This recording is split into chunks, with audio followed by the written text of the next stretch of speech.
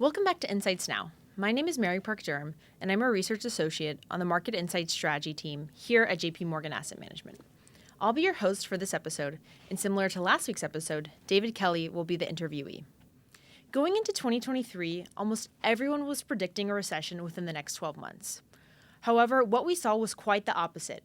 The U.S. economy grew at a 2.5% year-over-year pace, and the unemployment rate stayed below 4%.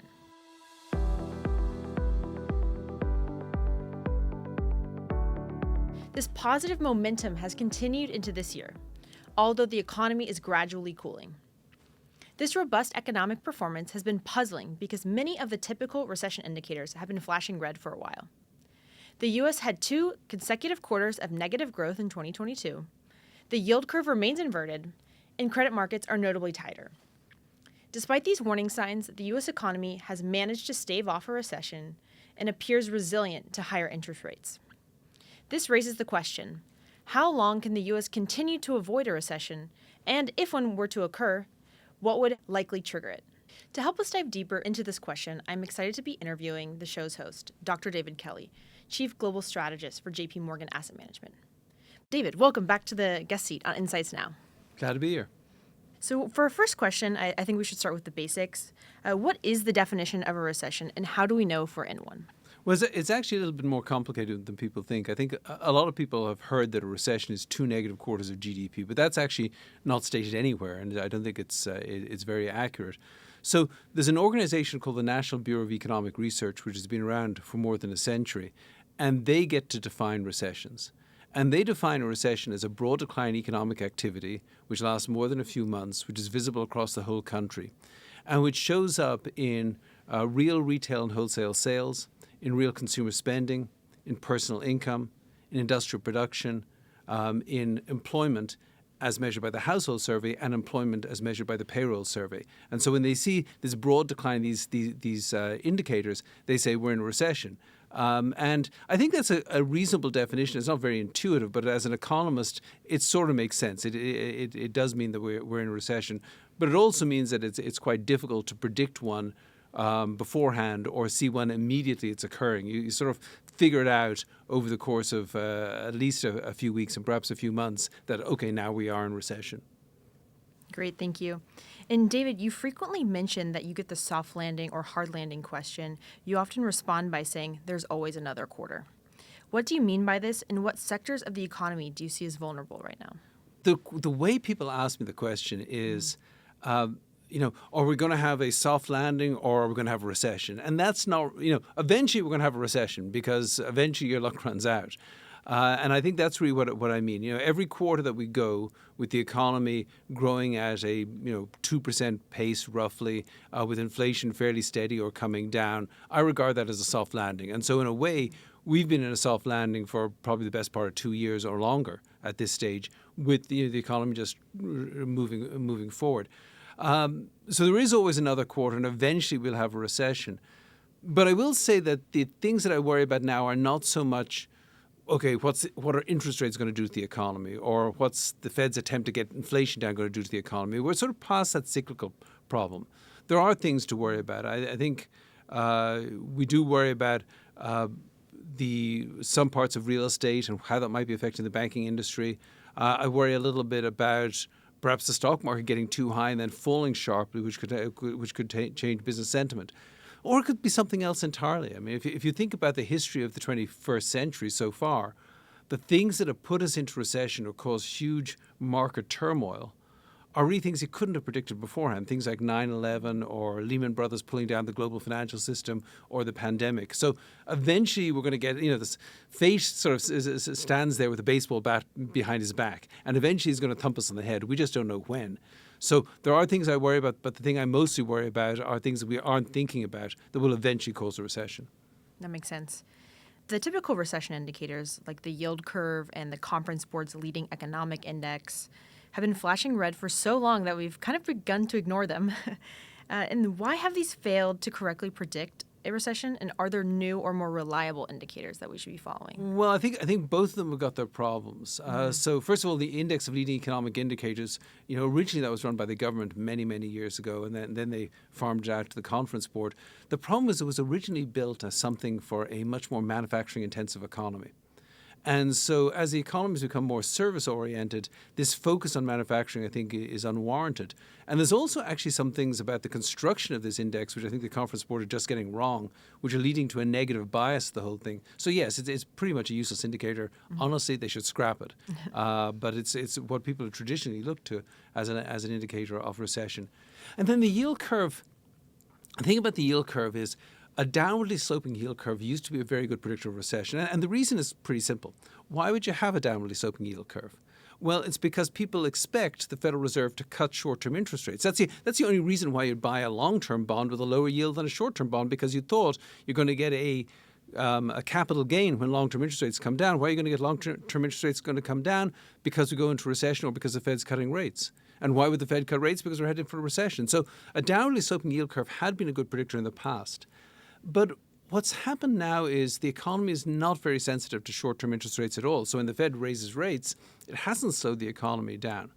What's more, the Federal Reserve is expected to reduce rates somewhat, and that means that long-term yields can be lower than short-term yields, but it's not really a predictor of recession. So there honestly is there's no such thing as a no-brainer when it comes to predicting recessions at this stage. You have to look at all the indicators. And so what we do is we look at a macroeconomic model of the U.S. economy, we look at all the pieces, and we just sort of feed it out quarter by quarter and say, okay, is there anything here big enough in terms of what's going on in the economy that could actually push this whole thing negative? At the moment, that's not where we are. But you have to have a very flexible, pragmatic approach to predicting recessions right now, because the old indicators just don't work very well. And there's no single indicator that can correctly That's right. You got to watch the whole thing. Yes.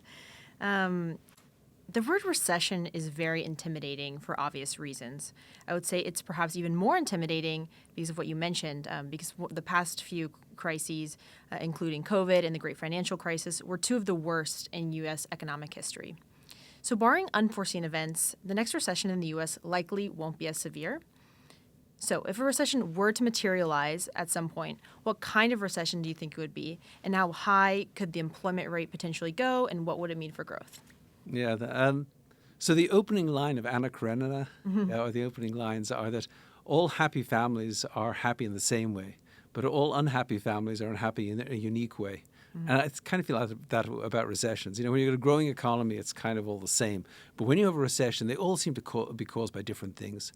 And you're quite right. I mean, people from the millennial generation or the Gen Z generation, you think about recessions, you think about the pandemic recession, massive recession, or the great financial crisis, earth-shattering recession. But a more typical recession is what happened, say, in 1990, where the economy, slips into a mild recession for a quarter or two. The unemployment rate goes up. Back then, it went up to about 7.5%, so it did get higher. This time around, if we sort of slipped into recession, it's kind of hard to just slip into recession. But if we have, if it's not some huge shock, if it's just sort of a pullback in AI spending or something that causes the economy to dip negative, I don't think the unemployment rate would go up much. Because we actually are pretty constrained in terms of labour supply. The working age population, at least native-born working age population, isn't growing at all. And there is still, at this stage, over 8 million job openings. So I think you would see the unemployment rate move up a little bit in a mild recession, but not to the levels of previous recessions. So I think it's possible that you could have a recession with the unemployment rate going up to, say, 5%, 5.5%, maybe 6% tops. That kind of recession could emerge, I suppose, unless there's some very big shock. That makes sense. And my last question is about how to invest when economic momentum is gradually slowing and when economic momentum goes in reverse, aka recession. Obviously, there are not many places to hide, but how can investors prepare while sticking to their investment plans? Well, I think there are a few things. I mean, first of all, that's why you have bonds in a portfolio to start with, because generally speaking, the stock market does not like recessions. And so you can easily see a situation, and we saw this in 2000, we saw this in 2008, where the stock market falls very sharply because, coincident with the recession. So, but usually the bond market will rally because people then expect, okay, you get much more aggressive Fed rate cuts. So that's part of the story. I think we have to be careful with that one now, though, because rates aren't that high, long-term rates aren't that high, and also the government's borrowing a lot of money. And I wonder how much, we're at 4.25%, say, on a 10-year Treasury right now, roughly. I wonder how much that would fall. And so if we had a recession, maybe 3.25%, 3.5%. So you get some capital gain, but it wouldn't offset all the equity market losses. So part of the answer is having some money in fixed income. But I think a better answer is two things. One, watch valuations in your portfolio. The stuff that goes up the most will come down the most. It's sort of Newton's law. And so there are things, and I'm not going to name names here, but we all know what areas of markets are very inflated in terms of pricing right now. Do everything you can to avoid jumping on that bandwagon late. And the second thing is just be diversified. As I said, a recession could occur for many different reasons. All recessions are different.